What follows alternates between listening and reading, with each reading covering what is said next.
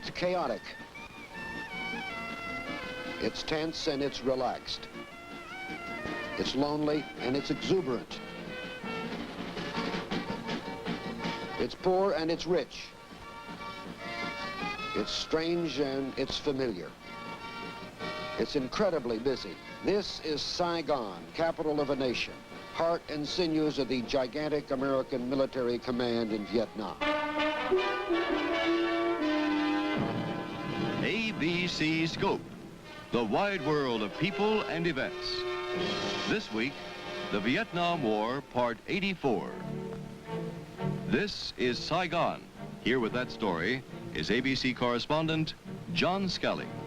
Almost 2 million Saigonese are jammed together in the homes, hovels, and estates of this once beautiful capital.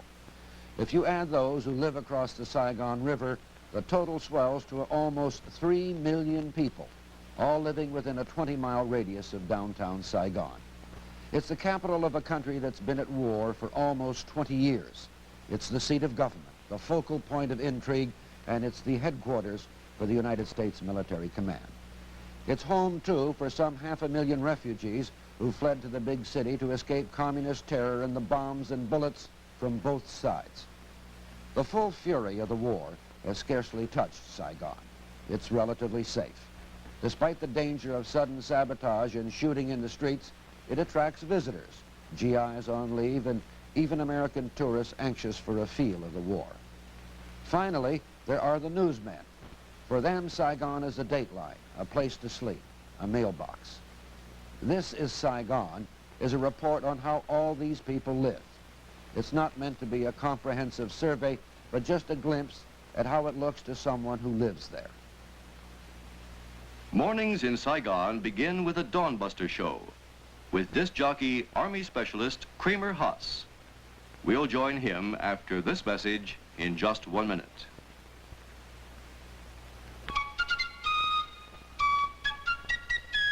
Good morning, Vietnam.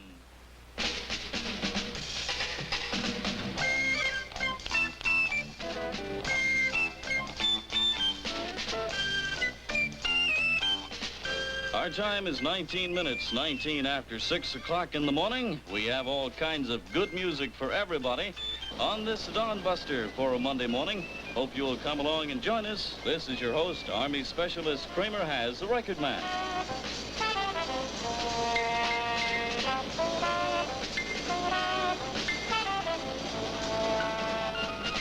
Want to know a 9-letter dirty word? Inflation. Inflation is what happens when too much money starts chasing too few goods. It begins with buying too many piastres on payday and reflects in higher prices for food, taxes, souvenirs, laundry, and other items. Our time is 24 minutes after 6 in the morning. Kramer, the record man, in session with music, reminding you we'll have headline news for your information at 6:30. Way down south in the land of cotton, folks up north are soon forgotten. Look away, look away, look away, Dixieland. The story of Saigon is above all a story of two cities. Refugees have created an outer ring of shanty towns like this. In fact, this is less an urban quarter than a piece of land curiously sheltered from the war.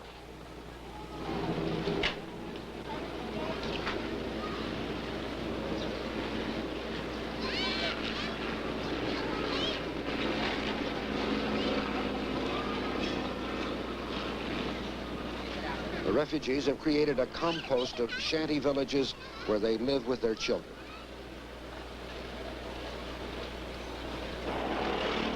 Then there is an inner ring. This is the old French business section, nowadays headquarters for the very visible American presence in Vietnam.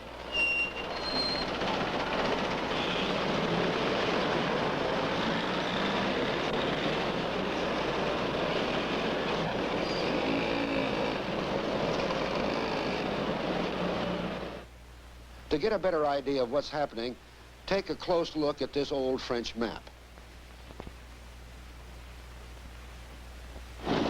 Saigon was once called the Paris of the East.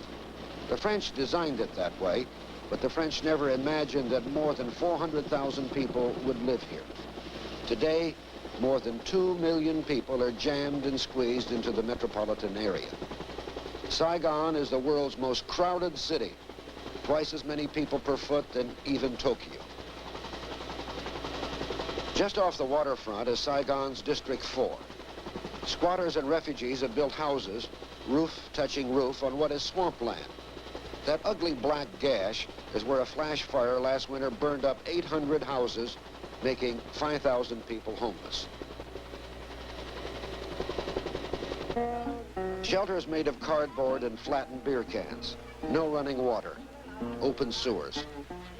American officials admit conditions like these are a scandal and feed the Viet Cong propaganda machine. Yet city officials are hard-pressed. In 3 years, more than 500,000 refugees have poured into Saigon. Diseases of old age are hard to find here. Average life expectancy in Saigon is only 40 years. In a city with only 7 playgrounds, children swarm everywhere.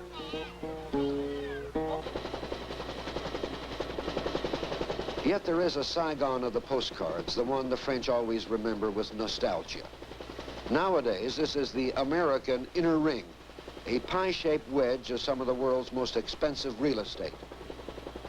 A villa under a tamarind tree in this location can cost up to $2,000 a month.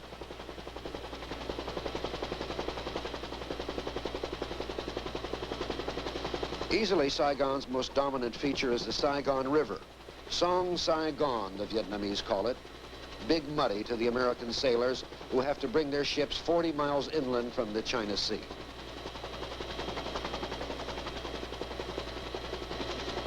The helicopter drifts over the German hospital ship Helgoland. This is Trudeau Street, the street French legionnaires once called Rue Catinat, after the name of the troop ship that brought them to Indochina. This is the very heart of Saigon.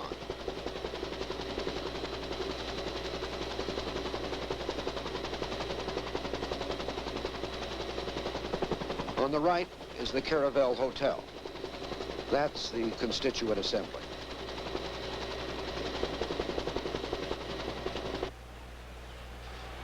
One of the few quiet parts of the city is the Saigon Zoo. Here in the park are giant banyan trees. Buddhists believe that spirits live in such places. In one of the banyan trees, an old lady has established a shrine. It's supposed to bring good luck to all who pray here. Win Thi Han from Hanoi is 22 years old. She's known to her American friends as Candy. Her father, a civil servant, earns 5,000 piastres a month, about $65. Candy earns 14 times as much as her father and twice as much as Premier Key. She's a B-girl, one of the more than 10,000 who now live and work in Saigon. Candy has just opened a bar called Whiskey A Go-Go, and she comes here to pray for good luck in her new business. Few Vietnamese go to Candy's bar, but that's all right with Candy. She prefers Americans. If I meet the American woman, I would speak with them. I would tell them about, if they, for sure they would, some of them they would ask me about, what do you think about American men? I would tell them about it. And I would like them very much, because American men, there's some, there's the 80-90%, they're very kind people. They're very nice, very genuine. But I don't try to be as smart, but I try to be mine, because be mine as the woman I'm talking with. See a woman, I'm a woman too, so we both understand. So I know for sure she don't get mad the way I'm talk. That even she have a husband come to Vietnam, she would don't lose a husband, because all the husbands go back with their family. and white, everything like, no matter how much good time they have, they always come back with family. Tu Do is Vietnamese for freedom, and this is Freedom Street, the 5th Avenue of Saigon. GIs will spend $250 million in Vietnam this year, and a good deal of this spending will be done in Saigon. Papillon is French for butterfly. The astute owner has translated it for the new customers. With more bars than Chicago, competition for the GI dollar is lively.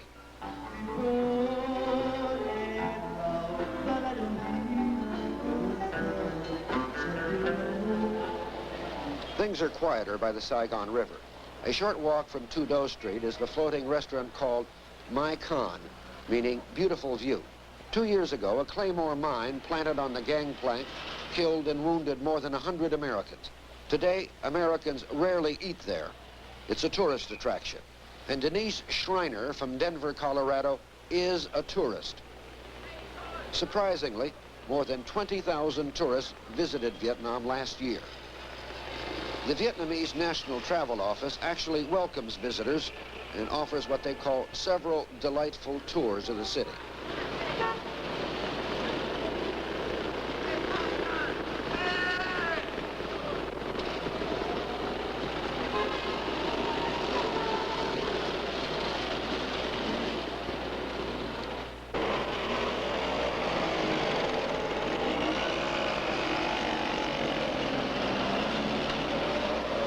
If you're a tourist, taking a Saigon bus is not recommended. There are only 70 of them for the 2 million Saigonese.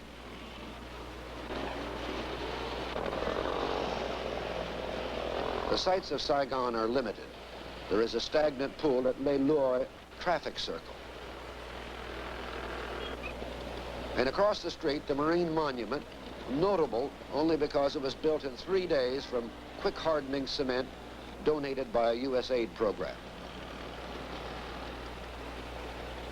Tourists in Saigon can shop at any of the dozens of tarpaulin-covered stalls that cater to the GI. But the boulevards in the city, once known as the Pearl of the Orient, are nowadays broken and rutted. More than 500,000 bikes and motorcycles make Saigon more smog-bound than Los Angeles. Saigon traffic has been compared to a Mack Sennett chase. In a way, this is a pretty good description of Saigon itself today. Choked, paralyzed, chaotic, frantic. This is Saigon in 1967. ABC.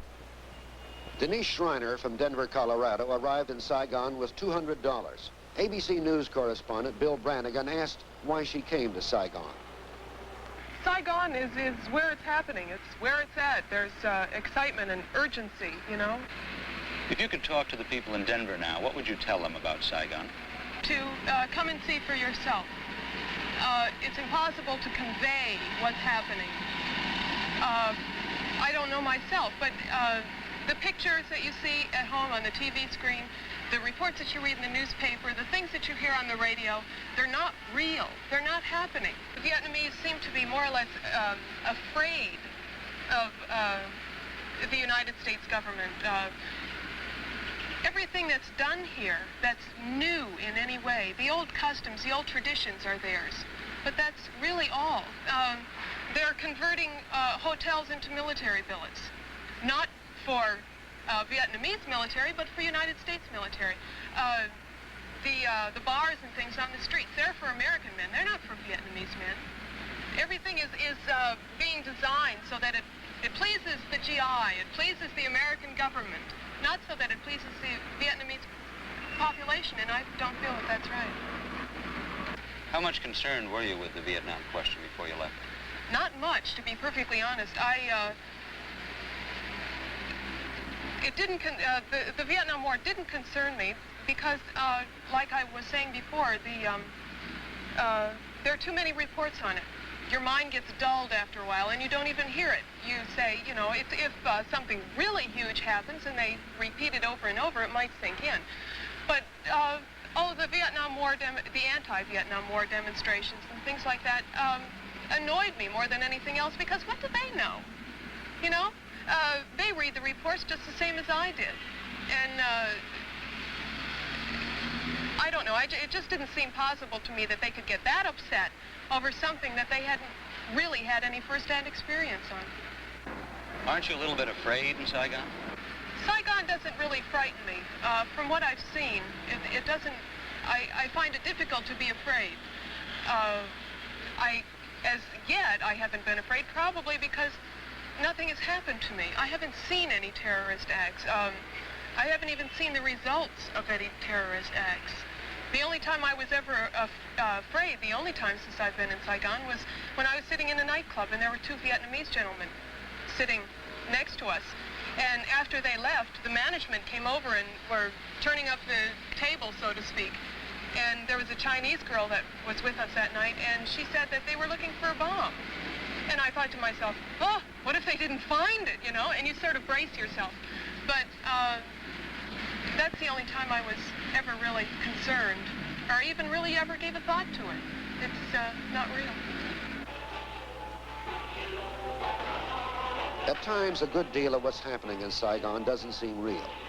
The city is caught between a kind of peace and a kind of war. It tries to accommodate them both.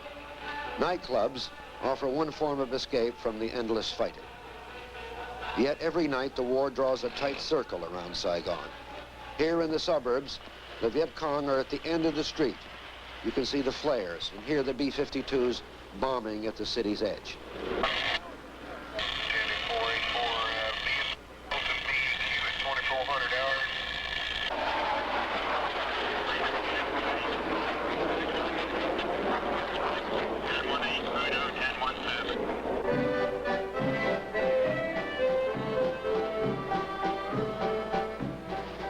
But Saigon has lived through 22 years of war, revolution, and coups.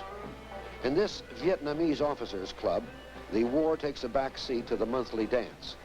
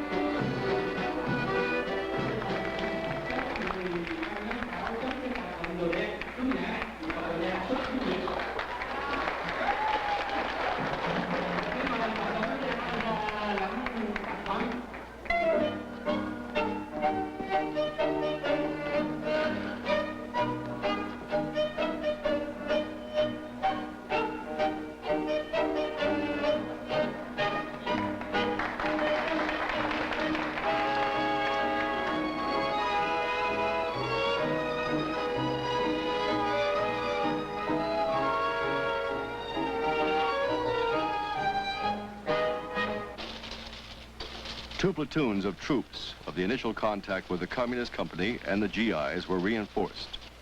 30 miles away at the Air Cavalry's base camp, a Communist mortar squad zeroed in on the helicopter pad. 80 rounds rained in, wounding 2 GIs and causing light damage to aircraft.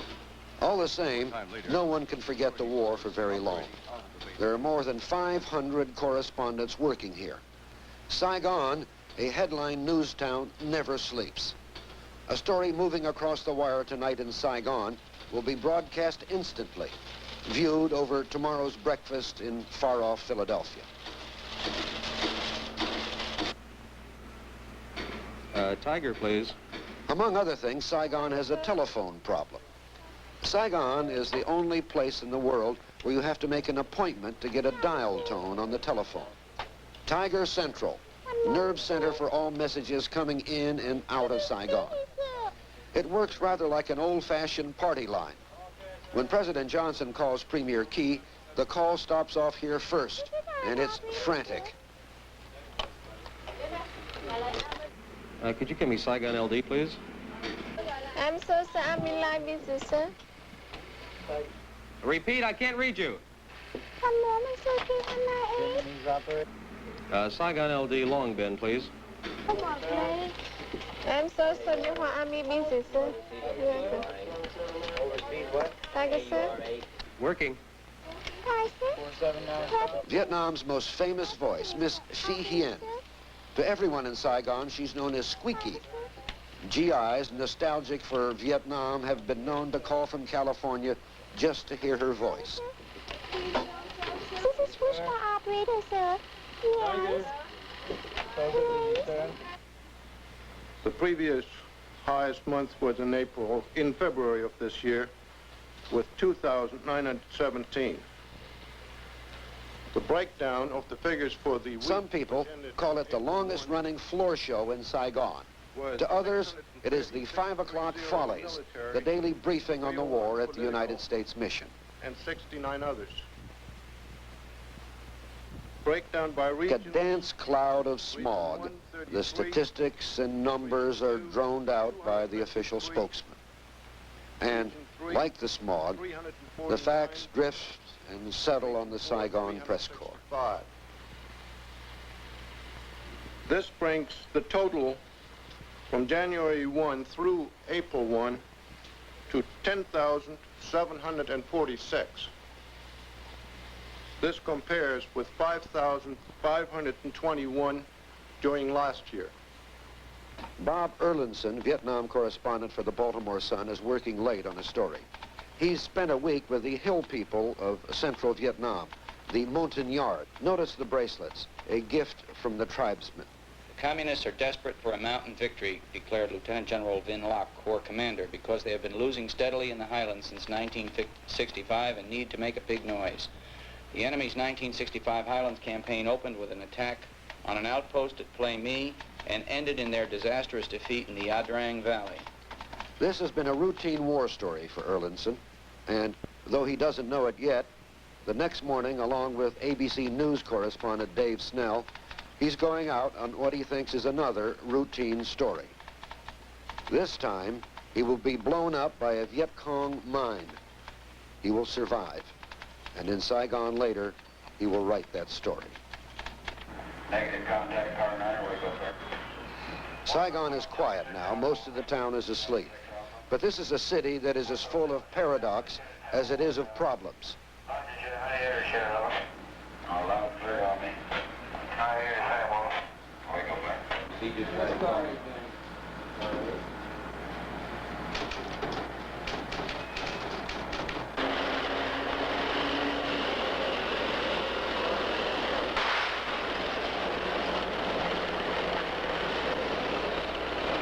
For the military police, these are the dangerous hours, the favorite time for Viet Cong attacks. Tense, troubled, at times joyful, at times dangerous, overcrowded, a city between peace and war. This is Saigon. Unless all the signs are wrong, we're going to hear a lot more about Saigon in the coming year. For the time being, public attention is on the countryside. That's where the fighting is going on. But it's worth remembering that 1 in 5 South Vietnamese live in Saigon, and 1 in 3 live in or near the cities totally controlled by the government. The plight of the cities is now worrying American planners. To relieve the congestion, to make Saigon a better home for the Vietnamese, for example, this summer, the more than 25,000 American troops will be moved out to a new headquarters some 20 miles away. This will give the Saigonese a tiny bit more room to breathe.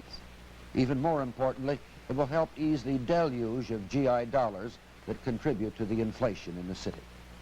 But everyone knows it's just a start.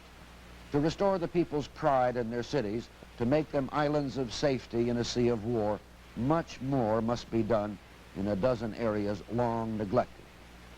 It's difficult to believe that someone's attitude toward the war would be influenced by whether the garbage is picked up regularly, but it is. To the Vietnamese, it's a visible sign of whether the government cares about them or whether authority is breaking down in the face of enemy pressure. Saigon today is a grubby, frantic city, yes, but it's also where the roots of a future democratic and free Vietnam must be found and nurtured. This is John Scally in Washington.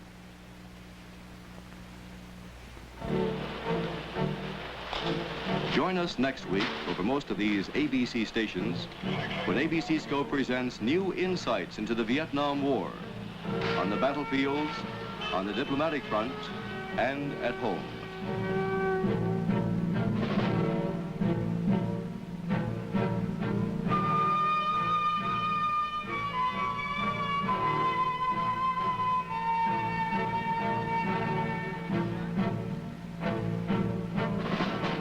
John Causier speaking. This has been a presentation of ABC News. When a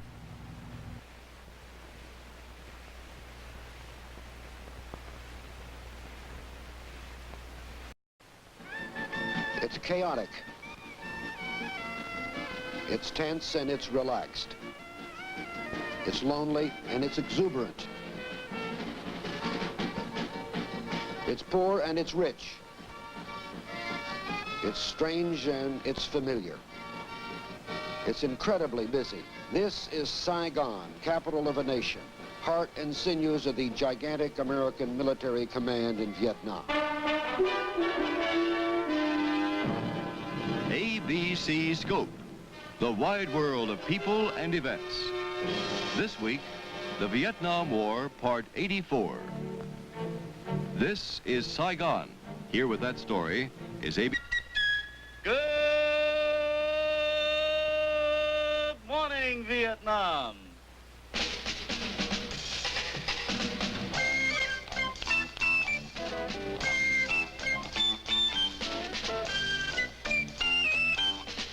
Our time is 19 minutes, 19 after 6 o'clock in the morning. We have all kinds of good music for everybody on this Dawn Buster for a Monday morning. Hope you'll come along and join us. This is your host, Army Specialist Kramer Haze, the record man.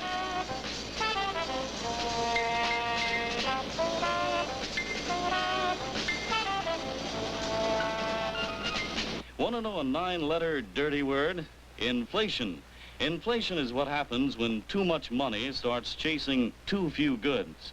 It begins with buying too many piastres on payday and reflects in higher prices for food, taxes, souvenirs, laundry, and other items. Our time is 24 minutes after 6 in the morning. Kramer, the record man, in session with music, reminding you we'll have headline news for your information at 6:30. Way down south in the land of cotton, folks up north are soon forgotten. Look away. Despite the danger of sudden sabotage and shooting in the streets, it attracts visitors, GIs on leave, and even American tourists anxious for a feel of the war. Finally, there are the newsmen. For them, Saigon is a dateline, a place to sleep, a mailbox. This is Saigon is a report on how all these people live. It's not meant to be a comprehensive survey, but just a glimpse at how it looks to someone who lives there. Mornings in Saigon begin with a Dawn Buster show with disc jockey, Army Specialist Kramer Haas. We'll join him after this message in just 1 minute.